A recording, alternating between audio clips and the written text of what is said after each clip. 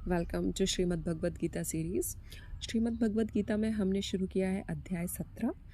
तो देखिए, कई बार ऐसा होता है कि हम पूजा करते हैं तो हमारे मन में ऐसा लगता है कि हमें पूरा प्रॉपर तरीका नहीं पता, विधि पूर्वक कैसे करना है नहीं पता, लेकिन हमारे मन में श्रद्धा पूरी है। तो भगवान कुछ गलती हुई हो तो क्षमा करना, इस तरह के थॉट्स आते हैं दिमाग में। मेरे तो आते हैं। और इसी तरह का थॉट कुछ या इसी तरह की शंका जो है वो अर्जुन के मन में आई। तो 17वें अध्याय का पहला श्लोक यही कहता है कि ये शास्त्र विधि मुत्सृज्य यजन्ते श्रद्धयान्विताः तेषां निष्ठा तु का कृष्ण सत्वमाहो रजस्तमः। यानी कि जो लोग शास्त्र विधि नहीं जानते लेकिन पूरे मन से यानी कि पूरी श्रद्धा के साथ वो पूजा करते हैं, तो उनकी पूजा कैसी मानी जाती है? सात्विक, राजसिक या फिर तामसिक? तो देखिए, सात्विक, राजसिक, तामसिक, ये आप समझ लीजिए, ये 3 कैटेगरीज हैं। सात्विक यानी बहुत अच्छी, राजसिक उससे कम अच्छी, तामसिक उससे भी कम अच्छी, या हम कह सकते हैं ग्रेडिंग है ये, है ना। तो ये जो तीनों गुण हैं, सात्विक, राजसिक, तामसिक, ये तीनों ही गुण हर व्यक्ति के अंदर पाए जाते हैं। बट सिर्फ इनका जो अमाउंट है, इनकी जो क्वांटिटी है, वो सब में डिफरेंट होती है। किसी में सात्विक गुण ज़्यादा होता है, किसी में राजसिक ज़्यादा होता है, किसी में तामसिक ज़्यादा होता है। ठीक है।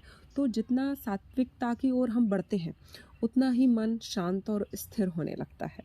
तो ये तो हो गए सात्विक, राजसिक, तामसिक। बाकी इनके बारे में डिटेल पूरा एक चैप्टर है भगवद गीता में, 14 चैप्टर। ओके। बाकी जो नेक्स्ट चीज़ जो हमें समझनी चाहिए वो है श्रद्धा। तो श्रद्धा क्या होती है जानते हैं, हम बात करते रहते हैं, बट और इसमें डिटेल में अगर बात करें तो श्रद्धा क्या होती है, एक एग्जाम्पल के साथ हम समझते हैं श्रद्धा को। हमारी श्रद्धा है, फिट रहने में हमारी बहुत श्रद्धा है। सिर्फ पूजा पाठ में ही श्रद्धा नहीं, हम किसी भी चीज़ में श्रद्धा को देख सकते हैं। तो जो हमारी फिट रहने में हमारी बहुत ज़्यादा श्रद्धा है। कोई मोटा नहीं होना चाहता, लेकिन जैसे एक मोटा व्यक्ति है, ठीक है, अब उसको फिट होना है तो उसने पूरा अपना सोचा कि यस मुझे करना है।